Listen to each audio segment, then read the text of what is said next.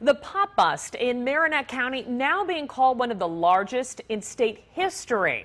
Tonight, investigators showed us some of the 13,000 plants seized last week. 5 people from the same family were arrested and 2 suspects are still at large tonight. The grow operations were in Athelstane and Middle Inlet. NBC 26's Heather Burke is live in the newsroom with new information. The Attorney General tells us the family bought the land back in January to grow the marijuana.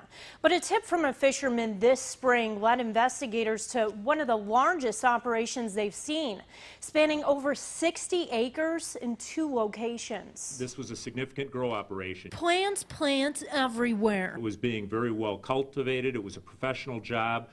These plants were healthy. These plants were close to harvest. In a news conference, Attorney General J.B. Van Hollen says it's one of the largest pot busts in the state. More than 13,000 plants seized. Over 2,400 are being kept for evidence in Marinette County. The rest eradicated and buried at a landfill. Each plant is worth $1,000, so at 13,000 plants, we have $13 million worth of marijuana. The pot was growing on private land in the towns of Middle Inlet and Athelstane. Whether you're on public land or private land, as was this case, you have the opportunity to encounter armed criminals who have the opportunity to do you real harm. Investigators say these plants may have been sold anywhere around the country. They could have been harvested anytime and soon, but we don't know what the actual plan was for that.